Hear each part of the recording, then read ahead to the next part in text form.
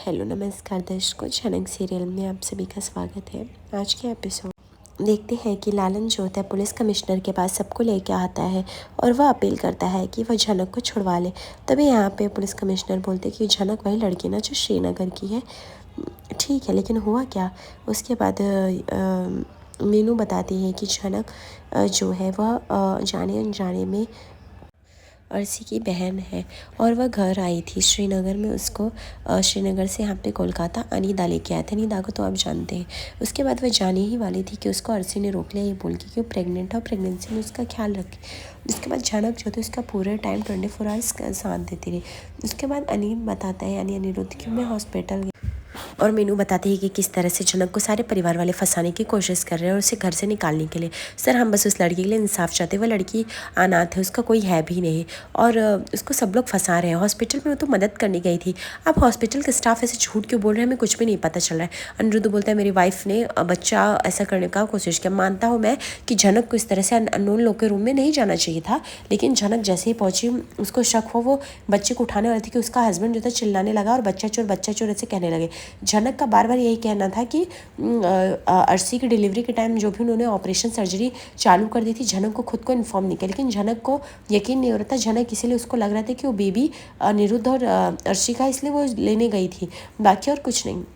लेकिन जिस तरह से हॉस्पिटल वालों ने और सारे सबूत उसके खिलाफ हो गए, उस तरह झनक कुछ नहीं कह पाई। झनक ने फिर से आवाज़ उठाने की कोशिश की कि बच्चा जो है चोरी हुआ है, उसका मर्डर नहीं हुआ है और ना ही हुआ बेबी का डेड हुआ है। लेकिन ये बात कोई समझ नहीं आ रहा। दूसरी तरफ हम देखते हैं कि यहाँ पे शुभ आता है और वो बहुत खुश रहता है। बोलता है कि माँ आज मैं बहुत खुश हूँ, आज तो मन कर रहा है कि चाय के साथ पकौड़े होने चाहिए ज़रूर। तब इसकी माँ बोलती ऐसा क्यों लग रहा है शुभ? तो बोलता है कि क्योंकि माँ वो झनक जो है मैंने उसको अपनी बेटी की ज़िंदगी से निकाल फेंका है, इसलिए इस उपलक्ष्य में होना चाहिए। तभी हम देखते हैं कि तनुजा बोलती है बॉडी आपने सुना नहीं, आपको चाय बनाना चाहिए, आप कुछ भूल रही हैं। तभी यहाँ पे बॉडी बोलती है मुझे नहीं लगता तनुजा मैं कुछ भूल रही हूँ। तनुजा बोलती है अरे आपको पता है ना, जब ये आते हैं तो इनको चाय चाहिए रहती है आपके हाथ से, तो आपको चाय लेके आना पड़ेगा ना, और जाइए लेके आइए। तभी यहाँ पे बॉडी बोलती है अच्छा मैं तो भूल गई थी चाय लेके आना है। तभी यहाँ पे शुभो बोलता है कि इसके साथ पकौड़े भी लेके आना बॉडी। तभी बोलती पकौड़े क्यों, कुछ खुशखबरी है क्या? तो ये तभी शुभो बोलता है हाँ खुशखबरी, तभी तो क्या आप पकौड़े नहीं बना सकती? एक अच्छे से पकौड़े और एक कप प्लेट में चाय लेके आइए, मुझे पीना। तभी यहाँ पे बॉडी बोलती कि सॉरी मैं नहीं बना सकती हूँ, आज तो घर में चूल्हा नहीं जलेगा, आप लोगों में किसी को जाके बनाना है बना सकते। तभी यहाँ पे उसकी सास बोलती है ऐसा क्यों कह रही हो बड़ी बहू? तभी यहाँ पे शुभ कहता है रहने दीजिए माँ, मैं सब समझ गया। वो लड़की इनके सर पे इतना मंडरा रही थी, इनकी चहेती जो आज चली गई ना, इसके वजह से ये घर में खाना नहीं बनेगा। आज तक किसी भी बहू ने ये नहीं कहा आपके घर में चूल्हा नहीं बनेगा। खैर ठीक है, सबका अपना अपना है, आपका प्यार अगर उधर है तो ठीक है। दूसरी तरफ हम देखते हैं यहाँ पे छुटौन भी बोलता है कि जनक के साथ सच में गलत हुआ। हम लोग गए तो भी लोकल पुलिस में उसके नाम की FIR दर्ज भी है और सारे सबूत उसके खिलाफ। इवन हॉस्पिटल्स के स्टाफ भी उसको सपोर्ट नहीं करे। इवन अर्शी का भी मानना है कि झनक की वजह से वह भी गया, लेकिन ऐसा बिल्कुल भी नहीं। तभी यहाँ पे पुलिस बोलते हैं एक्चुअली कैसा है कि सारे सबूत तो पहले तो मुझे उस तह तक जाना पड़ेगा। देखो ये केस इतना आसान नहीं जितना बोला जा रहा है, इस केस को मुझे डीपली रीड करना पड़ेगा। तो लालन जितना भी मुझे डॉक्यूमेंट्स लगेगा, हॉस्पिटल का नंबर, स्टाफ का नंबर, डिलीवरी कब हुआ, सब कुछ तो दीजिए। उसके बाद मेरे जितने भी आदमी हैं मैं उनको हॉस्पिटल में लगवाऊंगा ताकि इंक्वायरी निकले। तभी यहाँ पे छोटौन बोलता है क्या हमारा गवाही काफ़ी नहीं जो आपको? और तभी यहाँ पे कमिश्नर साहब बोलते हैं ऑलरेडी सबूत बहुत टाइट है, लोकल पुलिस में इस तरह से मुकदमा चल रहा है, सारे सबूत बना के रख लिए गए उसके खिलाफ। तो इस हिसाब से अगर आप लोग का बयान काम करता तो यहाँ तक बात नहीं पहुँचती। मुझे केस को अपने तरीके से देखना है। तभी यहाँ पे शुभ बोलता है कि वैसे आपको तो दुख किया। तभी यहाँ पे बॉडी बोलती है शर्म आनी चाहिए आप लोग को, एक लड़की को खाना भी नहीं खाने दिया, उसके मुंह से निवाला छीन लिया और उसे भेज दिया। ऐसे कैसे हो सकते हैं? इतना रूड, इतना निर्दयी कोई कैसे हो सकता है? पिशाच हो आप, पिशाच। तभी ये सुनकर शुभ जो होता है वो खड़ा होता है और चिल्लाने लगता है क्या बोला बॉडी आपने, मैं पिशाच लगता हूँ आपको? तभी यहाँ पे उसकी सास बोलती बड़ी बहू क्या है, सोच समझ कर बोलो, तुम्हें समझ में भी आता है तुमने क्या बोला है? तनुजा बोलती है 1 मिनट बॉडी, आपको नहीं बनाना है चाय पकौड़े ठीक है समझ में आता, लेकिन ये क्या मतलब हुई कि आप पिशाच बोलेंगी इस तरह से? तभी पे वहाँ पे हम देखते हैं लाल आता है। तनुजा कहती देखो लाल अपनी माँ का देखो क्या कर रही है, तुम्हारे काका को यानी बोल रही है कि पिशाच है वो, क्या वो पिशाच दिखते हैं। तभी आप उसकी सच कहते बड़ी बहू ये जो तुमने किया वो सही नहीं किया, तुम अभी शुभ बाबू से माफ़ी मांगोगी अभी सबके सामने, और तुमने जो भी कहा वो अपने शब्द वापस लोगी, ठीक है। तभी यहाँ पे शुभ बोलता है कि वैसे तो मुझे भैया को इन्फॉर्म कर देना चाहिए दादा को, लेकिन दादा तो पता नहीं क्या सामान बेचने निकले, वो तो फ़ोन भी नहीं उठाएंगे, और ये तुम्हारी माँ सुनती कहाँ है, तुम्हें अपनी माँ को समझाओ ये जो की है वो कितना गलत है। तभी यहाँ पे उसकी सास बोलती है कि बड़ी बहू तुम चुपचाप शुभो से माफ़ी मांग लो, क्योंकि तुमने जो कहा है वो बहुत ही गलत है, और आज तुम्हें हो क्या गया जो तुम्हारे मुँह से ऐसे अपशब्द निकले। तभी यहाँ पे बौदी बोलती है कि मैं तो माफ़ी मांग लूँगी आपसे, मुझे पता है कि आप आपके बेटे को बोला इसलिए आपको तकलीफ़ हो रही, लेकिन मैं इनसे माफ़ी नहीं मांगूंगी क्योंकि मुझे नहीं लगता मैंने कुछ गलत बोला है। तभी यहाँ पे उसकी सास बोलती है बड़ी बहू ये सब क्या है। तभी यहाँ पे बौदी बोलती जो भी है सब आपके सामने है, अरे आप लोग किसी को तो चैन से रहने दो, उस लड़की ने आपका क्या बिगाड़ा था, अनाथ बच्ची थी रह रही थी घर में, लेकिन वो भी नहीं देखा गया आपको। लेकिन नहीं, लाल बोलता है माँ तुम क्यों उसके चक्कर में पड़ी, वो लड़की वैसे भी फ्रॉड थी ना। तभी यहाँ पे बौदी बोलती है कि तूने तो बिपाशा का भी साथ नहीं दिया बेटा, तो मेरा क्या, बिपाशा लाख बुरी थी लेकिन फिर भी थी तेरी पत्नी ना, तुझे तुझसे घर से भी निकाल। तो ये बोलता है कि माँ प्लीज़ बिपाशा के बारे में बात मत करो, अभी तो बोल दिया लेकिन नेक्स्ट टाइम से मत बोलो। तो बिपाशा के नाम से गुस्सा आने लगता है मुझे, आपको पता है ना कितना बड़ा धोखा दिया है उसने, और आपको कब से बिपाशा और झनक से प्यार हो गया। जहाँ तक मैं जानता हूँ कि आपको तो उन लोग के नाम से ही नफरत था, स्पेशली बिपाशा, वो तो आपकी दुश्मन थी, अब आपकी चहेती बन गई, और वो झनक वो तो इतनी चहेती बन गई कि उसके लिए आप मुझे पिशाच बुलाएंगी। वाह बौदी वाह, सही कर रही हैं आप जो कर रही हैं। तभी यहाँ पे बौदी बोलती मुझे नहीं लगता मैंने कुछ गलत किया, और तभी यहाँ पे उसकी सास बोलती अभी बड़ी बहू तुम माफ़ी मांगो। तो बोलती हाँ मैं माफ़ी मांगती हूँ, मैं अपने शब्द वापस लेती हूँ, लेकिन मैंने जो भी कहा इनको सही सही कहा और मन से कहा, और हाँ शायद तो। तभी तनुजा बोलती हाँ ठीक है, रहने दीजिए, रहने दीजिए माँ, ये इनसे माफ़ी नहीं मांगी जाएगी, एक काम करिए जाके आप चाय बनाइए जो काम करने वाली थी। माँ ये सब क्या है, ये आप क्या काका से इस तरह से कैसे बात कर सकती है।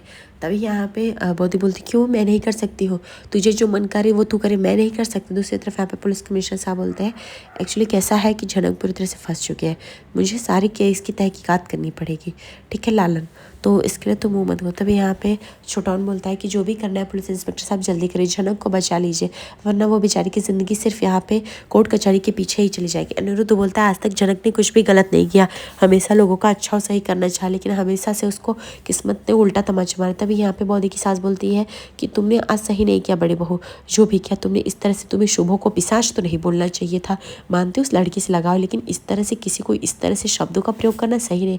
तो ये बोलती मुझे पता है कि मैंने गलत शब्द बोले हैं, लेकिन मैं क्या करूँ, वो लड़की के साथ ये लोगों ने भी तो कितना अन्याय किया। एक बात याद रखिए आप, जब जब अन्याय हुआ है तब तक भगवान ने कुछ अलग ही रचना की है। भूल गए आप जब लालन आया था अपने हक के पैसे लेने, तभी यहाँ पे तनुजा बोली आया था और कितना पैसा लेके गया, एंड उसका पैसा भी नहीं टिका, उसका पैसा भी कोई और छीन लिया। इसका मतलब क्या हुआ कि कर्मों का फल यही मिलता है।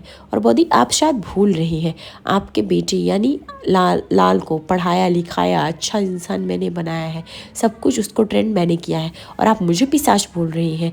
तभी यहाँ पे लाल बोलता है हाँ माँ, और तू कैसे ये बात कर सकती, मतलब काका को इस तरह से क्यों बोल सकती, चाय ही बनाना है फिर भी तुझे इतना नाटक क्यों आ रहा है, मुझे कुछ भी नहीं समझ में आया। तनुजा बोलती है वैसे भी तुम एक एहसान फरामोश हो और इससे ज़्यादा कुछ नहीं हो। दूसरी तरफ हम देखते हैं यहाँ पे अनिरुद्ध जो होता है आज खाना लेके आया रहता है झनक के लिए, उसे लगता है कि वो जाके झनक को खाना खिला देगा क्योंकि झनक भूखी है, और वो झनक के पास जाता है, दिखता है झनक काफ़ी खामोशी से बैठी रहती है क्योंकि जो गलती उसने नहीं की उसके लिए उसको सजा मिली है। ये देख के अनिरुद्ध जो है झनक को देखता है और बोलता है कि झनक खाना खा लो। तभी झनक जाती चल के बोलती तुम्हें किसने बुलाया यहाँ पे। दूसरी तरफ उसकी सास बोलती है ये सही नहीं हुआ है जो भी हुआ है, आज तक की बड़ी बहू ने ये सब नहीं किया। तभी यहाँ पे तनुजा बोलती रहने दीजिए माँ, अभी यही सब बाकी रह गया है और ये हमें क्या घर से निकालेंगी, इनका तो खुद का ठिकाना होना चाहिए। तभी यहाँ पे बौदी बोलती मैं किसी को घर से निकालने वाली नहीं हूँ, यहाँ पे सब भगवान देखता है, तुम लोगों ने इतना गलत कर दिया है कि तुम लोग को शर्म भी आनी चाहिए। तभी यहाँ पे लाल बोलता है कि माँ तू ये सब क्या बोलती जा रही, मुझे खुद को भी नहीं समझ में आ रहा है, ठीक है। तब वो बिपाशा बस जल्द से जल्द घर जाए और मुझे इससे ज़्यादा कुछ भी नहीं चाहिए। दूसरी तरफ झनक कहती है आपको आपकी पत्नी का साथ देना चाहिए और आप मेरा साथ क्यों दे रहे हैं, आप अपनी पत्नी के अगेंस्ट जाएंगे। अनिरुद्ध बोलता है नहीं, मैं सच का साथ दे रहा हूँ, सच यही है झनक कि तुम निर्दोष हो और एक निर्दोष को सजा होते हुए मैं नहीं देख सकता हूँ झनक। तुम्हें अच्छे से पता है कि मैं तुम्हारे लिए क्या फील करता हूँ, मैं क्या चाहता हूँ। मुझे पता है तुम बेकसूर, तो तुम्हें सजा नहीं होनी चाहिए। एक बार झनक तुम यहाँ से निकल जाओ बस, मैं तुम्हें कभी भी ऐसी मुसीबत में नहीं डालूंगा। तुम्हें पता है झनक मैं तुमसे कितना प्यार करता हूँ ना। आई लव यू झनक, सब कुछ मेरी वजह से हुआ। अगर मैं चाहता तो शायद आज तुमसे शादी करके अच्छी खासी ज़िंदगी जी रहा होता और ये अर्सी ना आती, ना ही ये सब होता। तुम्हें क्या लग रहा था कि जब मैं तुमसे शादी नहीं, मैं अर्सी को तलाक दी, लेकिन अर्सी उसी टाइम कंसीव कर रही थी। मैं पूरी तरह से कन्फ्यूज़ हो गया। झनक बोलती जो हो गया सो हो गया, आपको क्या लगता है मुझे आपसे शादी करने में इंटरेस्ट है। तभी यहाँ पे बहुत ही जो होती है आजकल, आज घर वालों को इतना सुना देती है कि यहाँ पे लाल भी काफ़ी शौक हो जाता है। और यहाँ पे बहुत बोलती है मैं अब जा रही हूँ, से कह चली जाती। तभी यहाँ पे सब लोग बोलते हैं अजय भी नाटक है। तभी यहाँ पे उसकी तनुजा बोलती है कि लाल ज़रा तुम अपनी बीवी पे ध्यान दो, ठीक है, बिपाशा कुछ भी कर सकती है। तभी बोलता है कि ठीक है काकी, मैं ध्यान दूंगा। दूसरी तरफ हम देखते हैं यहाँ पे बिपाशा का पापा जो होता है उसको वेट कर रहा होता है घर के पास गार्डन में, और वो लड़कियों को ताड़ रहा होता है। तभी बिपाशा आ जाती, बोलती क्या चल रहा है आपका। हाँ, वो बोलता है अरे कुछ नहीं बेटा, ये बताओ पैसे लेके आई होगी नहीं, पास के होटल में रहना पड़ रहा है, काफ़ी महंगा पता चल रहा है, ठीक है अभी जल्दी से मुझे पैसे दो। तभी यहाँ पे पास बोलती लेके आई हूँ पूरे 17,000। तभी उसका पिता बोलता है कि अरे इतने में कैसे होगा, और तूने वो जो लड़की बोली थी वो कब चलेगी मेरे साथ, तुझे पता है ना अगर वो नहीं चलेगी तो तू और तेरी माँ दोनों को लेके जाऊँगा, तुझे क्यों नहीं समझ में आ रहा है। हाँ, उस लड़की को फटाफट रेडी कर, और जब तक वो लड़की नहीं आती तब तक तू ही मेरा खर्चा उठाएगी। अरे खर्चा मतलब क्या, ऊपर से लेके नीचे तक, ऐसा नहीं कि तेरा पीछा छूट जाएगा, मैं बाद में भी ले जाऊँगा, मुझे कभी भी कुछ ज़रूरत पड़ेगी तो भी तू करेगी, ठीक है। अब फटाफट उस लड़की को बोल दे आने को। तभी अभी भी पापा बोलती बहुत बड़ी गड़बड़ होगी, जेल चली गई। तभी उसका पापा बोलता है कि अच्छा हुआ तू जेल वाली लड़की को मेरे साथ फंसाना चाहती है। मेरे पास बोलती है ऐसा कुछ नहीं, सिर्फ पुलिस ने उसको अरेस्ट किया, वो छोड़ देंगे, आपको वो लड़के मिल जाएंगे, इतना मत सोचिए। तभी उसका पिता बोलते ठीक है, ये हुई ना बात, अब एक काम कर 17,000 से काम नहीं चलेगा, थोड़े बहुत और पैसे दे। भी पासा बोलती है तो ठीक है, आपको थोड़े बहुत और पैसे चाहिए तो घर जाऊँगी तब देखूँगी, पैसे ला के दूँगी, और प्लीज़ आप बार बार आप मुझसे यहाँ नहीं मिल सकते, घर के काफ़ी पास है, ठीक है। दूसरी तरफ यहाँ पे जनक बोलती है आप अपने आप को दोषी मत दीजिए सर जी, जो हुआ सो हुआ, अच्छा होगा कि मैं आपसे और रसी दीदी की ज़िंदगी से दूर चली जाऊँ, यही भगवान को मंजूर ना। आप उस टाइम अगर मेरी जान बचाते तो आज शायद आपके दोस्त से मेरी शादी हो चुकी रहती, यही ना।